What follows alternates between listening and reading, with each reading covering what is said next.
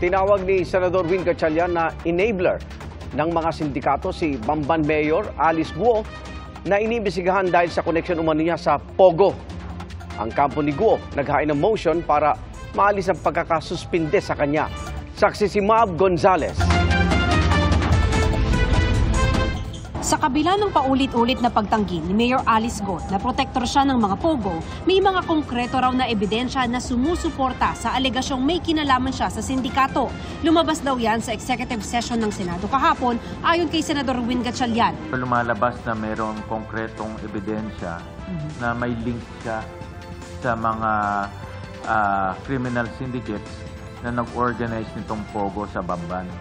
So meron siyang link dito sa mga organized crime. Si Mayor Alice Guo is the one opened the doors for this criminal syndicate to come in. Naging enabler siya. Wala pang pahayag si Guo tungkol dito. Ayon kay Gatchalian, hindi lang si Guo, kundi marami pang maimpluwensyang tao ang sangkot sa ni-raid na Pogo complex sa Bamban, Tarlac. Sinilabutan ako dahil nga na-confirm ng ating mga intelligence agency yung kinakatakutan natin na lumalalim na yung ugat nitong Pogo.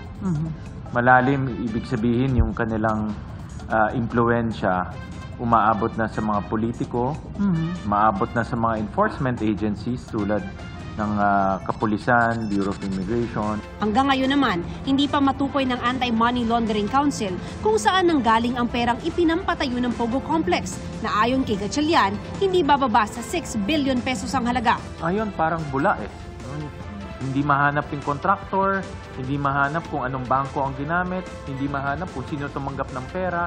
Ang sagot sa amin kahapon, pending pa yung investigation. Pero nangyari na ito Itong Baofu Land was constructed in 2019. 2024 na ngayon, yung perang 6.1 billion, tuloy-tuloy na pumapasok dito yun, pero hindi nila na-detect. Kaya I'm quite disappointed with AMLAC na hindi nila na-detect. At even kahapon, wala silang sagot. Sinusubukan naming makuha ang panig ng AMLAC tungkol dito.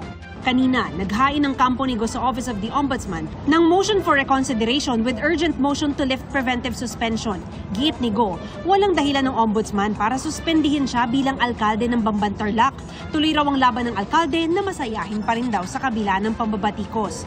Kaugnay naman sa tax evasion case na inihahanda ng Presidential Anti-Organized Crime Commission, more than 90% ng tao sa Pilipinas meron tax deficiencies yan. Kaya nga merong assessment. Kaya nga pinapakinggan muna ng BIR, totoo ba na ayaw mo magbayad?